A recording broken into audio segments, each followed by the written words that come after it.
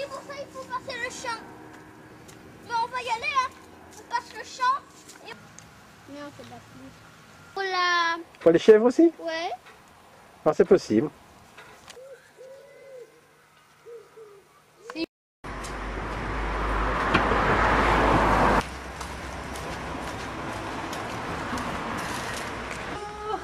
On a déjà filmé.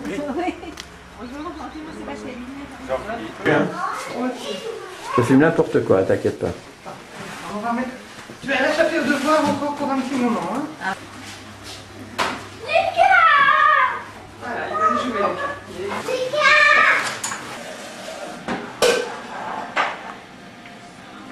Je suis gay, non pas gay.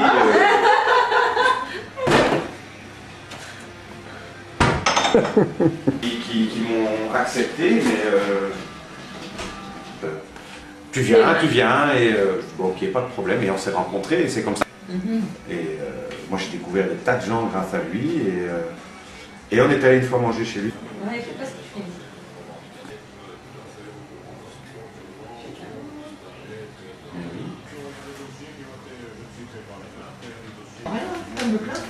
Je vais te montrer où je bosse. Hein. Tu vois, mon arrière-grand-père s'est cultivé sur le tard. Et alors, j'ai hérité de sa part. Pensé au privé, au détective privé. Alors c'est ici que tu écris. Ouais. C'est plus facile parce que tu peux corriger directement. Hein.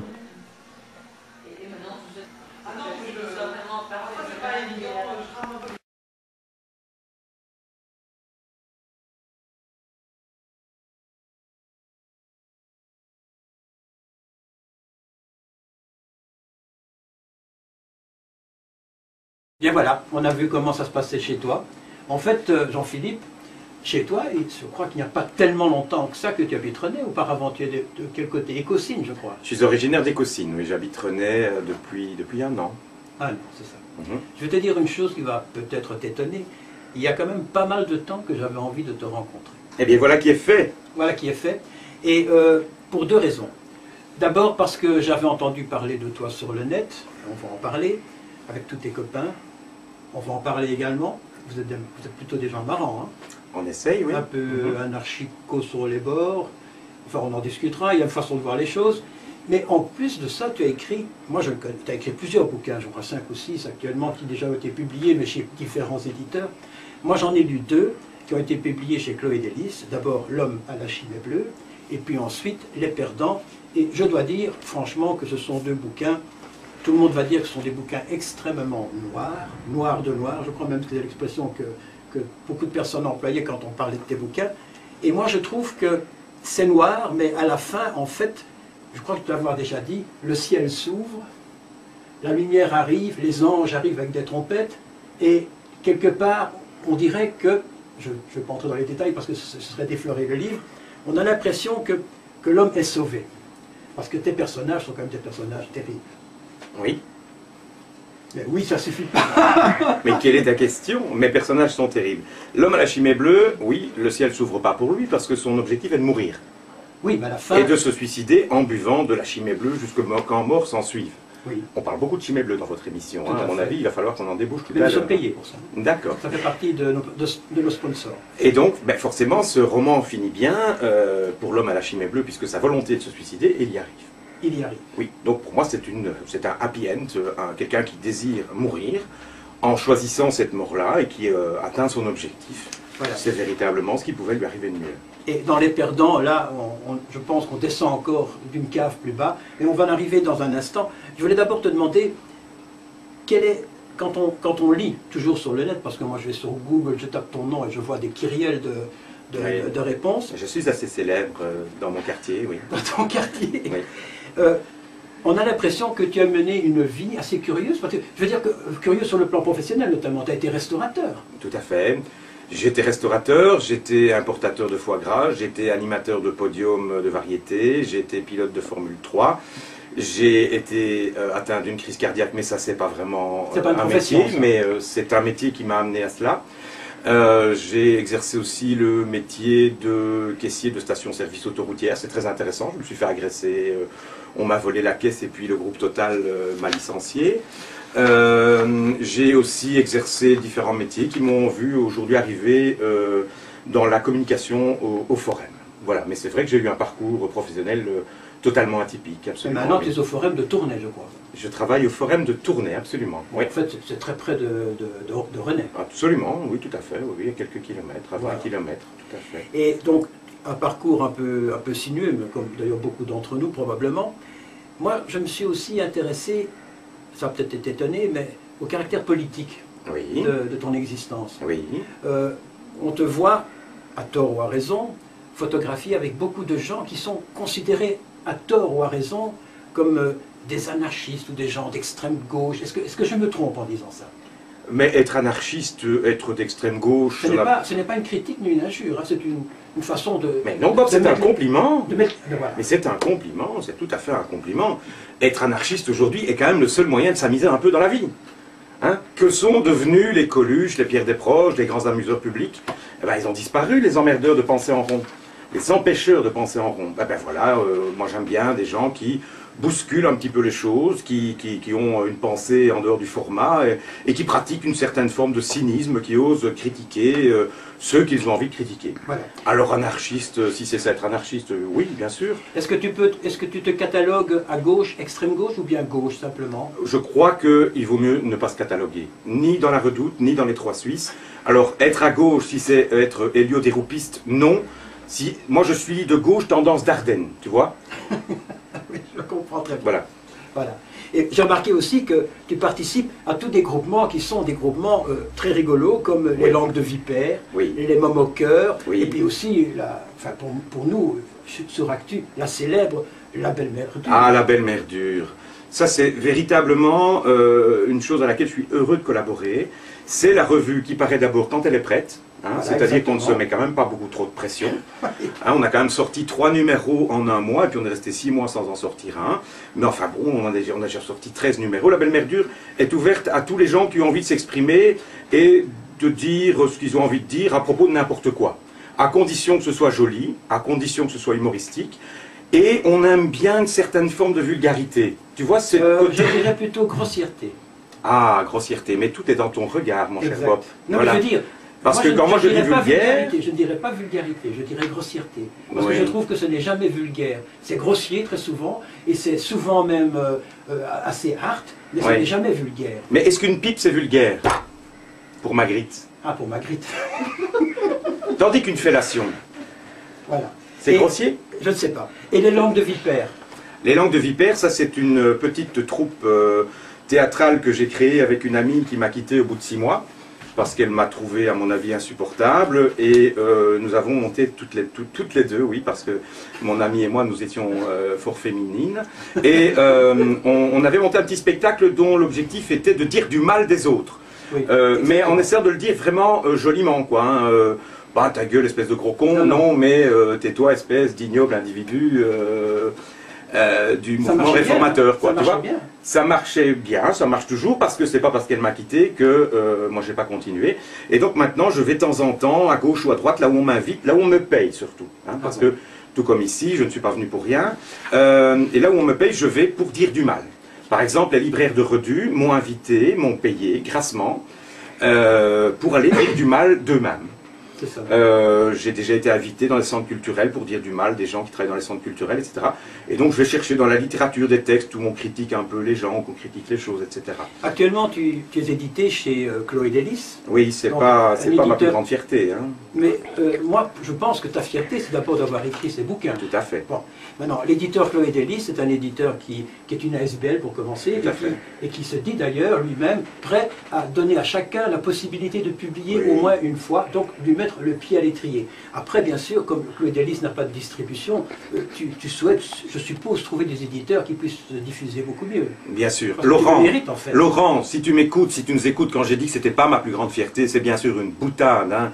Il est évident que je suis chez Chloé Delis, parce que c'est une maison d'édition qui m'a donné ma chance avec mon premier bouquin, Le Poulet aux olives, qui est sorti en 2002, je pense. Et puis voilà, j'en ai sorti plein d'autres, toujours chez Chloé Delis. De temps en temps, j'ai fait une infidélité à Chloé Delis en allant me faire éditer par d'autres personnes. Et finalement, je suis toujours revenu chez Chloé Delis. Et oui, c'est vrai que c'est un éditeur qui a donné sa chance à énormément de gens. Et je pense que Leur ambition, c'est vraiment d'aider les gens à pouvoir franchir le pas et peut-être d'être accueillis dans une maison d'édition un peu plus connue, qui a un peu plus pignon sur rue. Et je ne cache pas que oui, c'est ce que j'essaye de faire, de dénicher un éditeur qui a un réseau de distribution de façon à faire connaître mes livres un peu plus loin que dans mon quartier, quoi. D'autant plus qu'à René, on lit très très peu mes livres. C'est ça. Tu ne saurais pas les traduire en néerlandais, toi, Bob? On pourrait... Non, je voulais dire en tout cas que, il a en tout cas, chez Chloé Delis, tu as sorti Les Perdants. Oui. Moi, c'est surtout pour ce bouquin que j'ai souhaité te rencontrer. Parlons-en. Et parlons-en. Et avant d'en parler, ben, je crois qu'au verso du bouquin, d'ailleurs, il y a un texte qui dit, et là je me permets de le lire parce que c'est vraiment, ça résume bien ce que je pense. Tu dis, donc je te cite, je me relis, et les premières pages de ce récit me semblent effrayantes. Bon, jusque-là. Comment est-il possible d'écrire d'une manière aussi insane, là quand même, aussi brutale? Comment de telles bestialités peuvent-elles naître dans un esprit considéré comme sain? Considéré, hein? Oui, considéré. Voilà ce que ne manqueront pas de penser ceux qui plongeront dans cette histoire. Moi, j'ai lu le bouquin. Oui. Attentivement, puisque j'en ai fait un commentaire d'ailleurs, et franchement, ça m'a interpellé, sérieusement, alors que je pense ne pas être si vite choqué.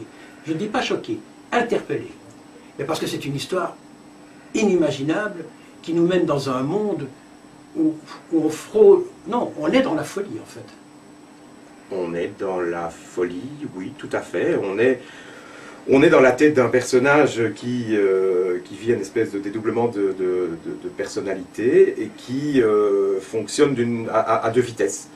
Et qui, à certains moments, mène une vie très consciencieuse de petit prof de maths gentil, propre sur lui, qui fait dans son bac, etc. Et qui donne ses cours gentiment dans l'école où il est très très bien vu, tout à fait réputé. Et puis ce petit prof de maths, à certains moments, attrape des migraines, et quand cette migraine se déclenche, il bascule vers une autre personnalité, qui est celle de Robert, qui lui est un personnage complètement infâme, qui se rend coupable d'actes complètement odieux, tels que des viols sur des enfants, etc. Enfin, je ne vais pas rentrer dans les détails. Et quelque part... Dans cette même enveloppe corporelle, même dans ce même cortex cérébral, il y a ces deux personnalités qui existent. Et à un certain moment, un personnage va arriver dans le livre, une jeune fille qui fréquente les cours, et elle va provoquer une espèce de chaos dans l'esprit de Robert et de Monsieur Robert, et les deux personnalités vont se rendre compte que quelque part, elles cohabitent. Il y a deux choses, là je t'interromps, il y a deux choses qui sont importantes. D'une part, le personnage dont tu parles, Monsieur Robert, non, il y a Robert et Monsieur Robert, oui, c'est bien ça? C'est ça. Monsieur Robert, en fait, c'est le prof de maths, oui, bien sous tout rapport, et Robert, c'est vraiment l'ignoble individu qui se trouve à l'intérieur de Monsieur Robert, nous sommes d'accord. Mais ce Monsieur Robert, ou ce Robert, il y a des raisons pour lesquelles il est devenu carrément fou, parce quelque part, il a un dédoublement de personnalité fou, c'est qu'il est issu d'une famille de paysans où le père était pire qu'un taureau en route, c'était abominable. Il vivait dans une famille où on pratiquait avec une certaine légèreté c'est le moins qu'on puisse dire. L'inceste et autres pratiques. Toutes les sœurs y sont passées. Oui, tout à fait, oui, tout à fait. Toutes les sœurs y sont passées. Tout à fait, oui, oui. Et d'ailleurs, il a fini par assassiner son père. Tout à fait, oui, mais si tu racontes tout, personne ne va l'acheter. Hein. Non, mais je pense que jusque-là, on peut y aller, parce que je sais très bien où il faut s'arrêter. Ma deuxième question, c'est que la fille qu'il rencontre et qui va bouleverser sa vie, c'est une petite gamine de 12 ans. Oui. Et là, on commence à être très effrayé parce que ça va très très loin. Ça va très très loin, c'est-à-dire que cette gamine de 12-13 ans qui s'appelle Aïcha vit cette espèce de période où elle sort de l'enfance, elle est à peine nubile, où elle entre vers l'adolescence, elle prend conscience qu'elle devient une jeune fille. Si pas physiquement, en tout cas, elle commence à raisonner en tant que femme. Et oui, elle pose peut-être sur Monsieur Robert, le professeur de maths, un regard que lui pourrait interpréter comme étant ambigu, alors que c'est juste pour elle une façon d'attirer son attention sans avoir aucun projet particulier. Et là, évidemment, on plonge dans cette thématique qui, moi, m'a toujours interpellé, qui est À une époque pas tellement lointaine, il était courant que des jeunes filles de 12, 13 ou 14 ans se fassent déflorer par des hommes adultes qui avaient considéré qu'un regard et un sourire étaient une invitation à aller plus loin. Or, ce n'est pas une invitation à aller plus loin. C'est une façon de dire j'existe, moi en tant que petite jeune fille, je voudrais qu'on me regarde, je voudrais qu'on m'écoute, je voudrais prendre ma place dans la société. Voilà. Deux choses. Deux choses, oui. D'une part, cette relation au départ très ambiguë et puis de plus en plus ambiguë entre ce professeur de mathématiques qui a une quarantaine d'années. Peut-être. Hein, oui. peut-être, on ne donne pas son âge, mais on imagine qu'il a 40 ans et cette petite fille de 12 ans, bon, ça va quand même beaucoup plus loin qu'on ne le pense, ça c'est une première chose, mais je laisse aux gens le soin de lire dans le livre. La seconde chose, c'est que la fin est totalement inattendue. Et ça, je ne vais pas la dévoiler, bien sûr. Non indice. Certainement pas. Et moi, tout ce que je puis vous dire, c'est que ce livre est vraiment un livre choc. Un livre qui mériterait, et quand je dis ça, Laurent, pour l'amour du ciel, ne le prend pas mal, mais qui mériterait d'être publié chez un grand éditeur. Être un petit éditeur comme Chloé Delis, qui un jour sera peut-être un grand éditeur, est une véritable fierté, c'est remarquable, mais quand on a passé un certain stade, et moi je pense que Jean-Philippe a passé ce stade, on a le droit, on a le mérite de passer dans une maison qui vous diffuse dans une plus grande proportion. Moi, c'est tout le malheur que je te souhaite, je l'ai lu, ça m'a interpellé, je trouve ça très bon. En plus de ça, ce qui est tout à fait remarquable aussi, le style ne se sent pas. Donc on lit, on arrive à la fin et on dit, est-ce que c'est bien écrit? Ah, oui, alors, ça doit être bien écrit puisque je ne me suis jamais posé la question. Et quand on lit un livre et qu'à la fin on ne s'est pas posé la question de savoir s'il était bien écrit, mais qu'on a tout compris, c'est que forcément c'était bien écrit. Et l'autre remarque que je vais faire, et puis j'en resterai là, c'est que les dialogues qui sont très nombreux dans ce livre sont d'une vérité et d'un naturel extraordinaire. Un livre remarquable, je ne fais pas de la publicité, ce n'est pas du tout le but, je le fais parce que je le pense, ça s'appelle Les Perdants, c'est écrit par Jean-Philippe Querton et c'est publié chez Chloé Delis. Voilà, on en a terminé en tout cas pour notre séquence littéraire. Je sais que Guy se trouvait peut-être pas assez intellectuel que pour la présenter, mais je suis persuadé qu'il va changer d'avis dans quelques instants. D'ailleurs, je vais lui demander de revenir prendre ma place, parce que nous allons maintenant passer à toute autre chose, probablement au concours et probablement au chat. C'est bien ça, Guy? Tout à fait, Thierry. Tout à fait. Voilà, transition difficile après le sujet qu'on vient d'entendre. Bonsoir, ça va bien. C'est du direct, hein, c'est du direct.